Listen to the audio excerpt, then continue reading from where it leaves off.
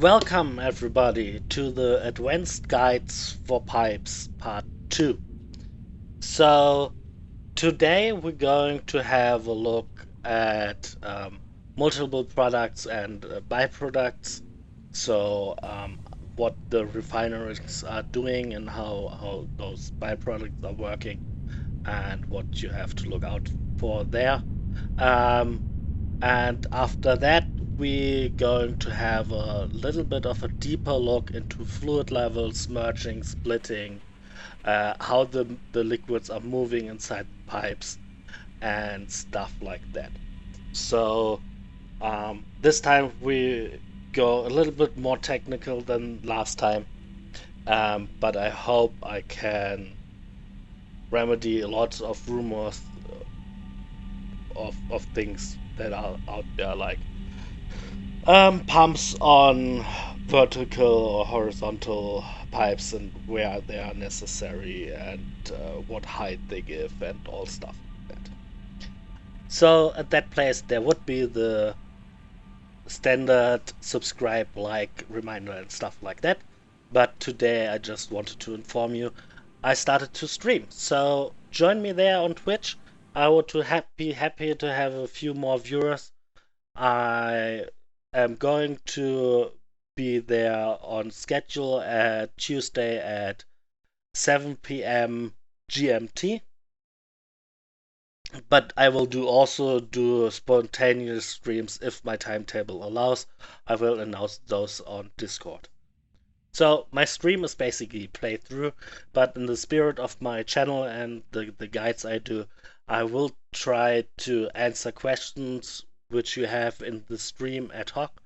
So if you want to know anything I didn't cover yet, or have additional questions or stuff like that, head in there, ask your question. I would be happy to help you. I really like to help people. Well, I will do my best, at least as long as I have the answer for you. So yeah, I hope I see you there. Of course, you find the links in the description. But now let's move on with the topic of this video. So basically in update 3 we got pipes, and with that we started to move liquids in pipes, and everything solid we move on conveyor belts. With that update the refineries got changed a lot. So refinery can use solid and liquid stuff, and they can produce solid and liquid stuff. And many recipes in the refineries now don't only produce one item, but have a byproduct as well. So if I produce the basic plastic recipe out of crude oil, I'm going to produce as a byproduct residue. So the byproduct will always be a different state of matter. So if you are producing a liquid, your byproduct will always be something solid, which you can transport with the conveyor belt. If you produce anything solid, like rubber or plastics or stuff like that, your byproduct will always be a liquid.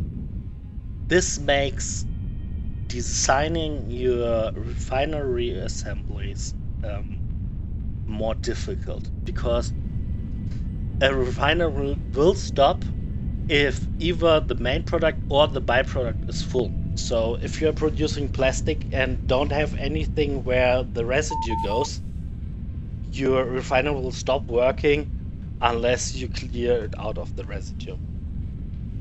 As long as you are producing liquids, that's not really a big issue, because the byproduct will be a solid and all solids can be fed into the awesome sink. But you have to make sure that you build the belts and build the awesome sink, though those got destroyed. Unless, of course, you are using them for anything productive. But make sure those lines don't stop. For example, when you are producing fuel, a byproduct will be resin. Out of those resin you can build fabrics. Those don't have any byproduct, so it's a good final step to get rid of those resin. But if you are building up a supply of those fabrics and your containers are full and the lines are going to block themselves, the whole line will stop, including your fuel production, which can, in that case, stop fuel from producing, so you don't have the fuel for your turbo generators more, and all of your factories are out of power suddenly. So make sure you check that the byproduct will always get destroyed or used fully. So sinking items, solid items is pretty easy, but you can also sink liquids. To do that, all you have to do is packing them. So all byproducts, as far as I know, that you produce, you can package with empty canisters, which you can build out in a normal constructors out of plastics. With those in a refinery, you can package your liquids and then just sink them. That's the only way to destroy those stuff and to make sure your lines don't stop. Okay, so let's look a little bit more into how the dictats themselves work. So basically, each pipe network has a level at which the liquids are. And that level can only raise at a hole. So if you have something like a vertical pipe, you will see that it fills only to the level. So if you have a level like 10 meter above ground and have a pipe which goes 20 from 0 meters to 20 meters above ground, you will see that the pipe stays at half full. But especially if your pipe was empty and get filled the first time, it will take some time till this equilibrium, this level, will be the same in each pipe. Because liquids in a pipe travel, and they travel with the flow rate the pipe has currently. So a pipe will always try to move as much liquid as it can to the adjacent pipes. But it is limited by the amount of liquid it has. The flow rate a pipe can have is the 300 cubic meters as a percentage of how full it is. So if the pipe has like 50% of its max capacity in liquid, the max flow rate of a pipe will be 150. So at this point, I have to tell you, yes, a horizontal pump makes a little bit of difference, because a horizontal pump will always has a flow rate itself of 300. So whatever in the pipe before it, it will take 300 per minute and push it in the next pipe. That makes those two adjacent pipes a little bit quicker to move the liquid. But as soon as the pipe is full, there is no different at all anymore. And the benefit in filling your pipes is really minimal, because it empties the pipe right in front of that, but the pipes behind that have a flow rate again, and the pipes in front of those pumps won't be full at the next cycle again instantly. So the pump is still limited to what the pipes in front of it has, and that way you see it makes a little bit of initial speed to fill your pumps, but it's not really worth it. And again, as soon as you have 100% of liquid in a pipe, so if the pipe is fully filled, you have this 300 cubic meters flow rate, no matter if you have a pump or not. That is, by the way, also where this hoax that you need a pump for long vertical pipes come from. So the thing is, if you have a pipe at a height where the head lift of the previous pump or water extractor or whatever barely can reach it, There will be a range of height where the pipe gets some water, but isn't able to get full because the maximum liquid level is exactly in the place where the pipe will be. And if a pipe can get only half full, it has only half the flow rate. If a pipe gets only 20% full, it has only 20% the flow rate, so 30 cubic meters. On that places, a pump heightening your pressure and raising your head lift will help you to get the full flow rate again. So, because the pipe has those restrictions in flow rate, you also see why it takes some time for the liquid to move through a pipe network. Because as fuller a pipe is, the faster it flow rates. That means while the first pipe gets 300 cubic meters of liquid, it will start to fill the pipe after that already with however full it is.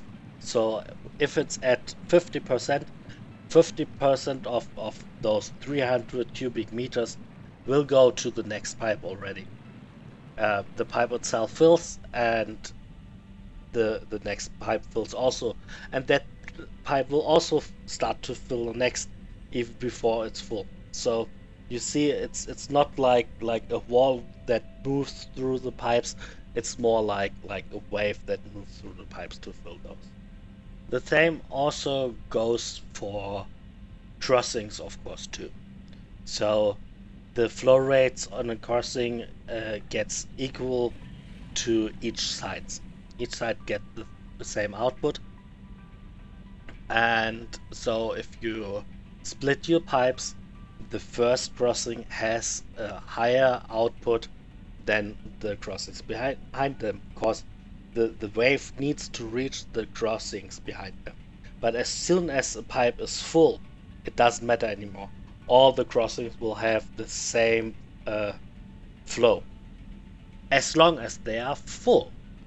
If the pipes gets empty because you don't generate enough fuel for all your turbo generators or whatever reason, your machines earlier in the pipe of course get more of the liquid than the machines later in the pipe, unless they are at different heights, because then the machines lower will get first serving before the machines higher in the pipe gets those. And we can use that to our advantage. So by having pipes at different heights, we can choose which pipe should get served first. The lower the pipe, the earlier it gets the liquid. So if I have two pipes, one going to my turbo fuel generators, the second pipes goes to my constructor where I package those fuel. I can hire a pipe segment for the constructor for the fuel and make sure that only if my turbo fuel generators are saturated, the additional liquids which don't get used up by those turbo fuel generators will raise in this pipe and will throw down to my constructor. But as soon as I don't have enough fuel anymore, there won't be going fuel to my constructor anymore, and my turbo generators still are running at full power. And you also can do that with 4, 5, 6 different levels. In addition to that, the pumps also work as valves, so they will get liquid only through in one direction. So if you have built something where you got one pipe prioritized over another, you can place a pump behind this height to make sure that all the different heights you have behind that don't matter anymore.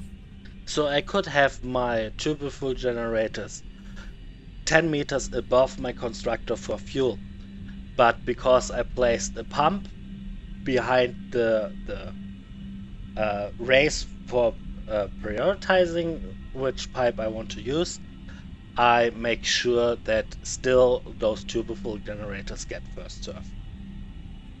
Also, as you can see here, you don't need to power the pump for that.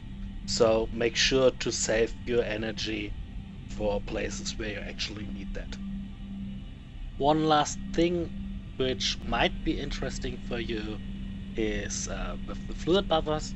So with those you need to know that the height of the fluid buffer is also the height the liquid needs to go to fill them. So if a fluid buffer is too high for your headway of your pump, it won't fill completely. It doesn't give you any additional head lift or anything like that. So make sure you do have enough head lift to fill those buffers if you want to use them, especially if you use them stacked on each other. So I hope I could clarify some of the stuff, how liquids are working. As always, if I forgot something, if you have additional ideas, if you want to see a special guides or whatever, leave me a comment. I'm always happy to have that. If you like this video, give me a thumbs up, subscribe and press the bell icon to don't miss my videos and to really help the channel a lot. And I hope I see you soon. Bye bye!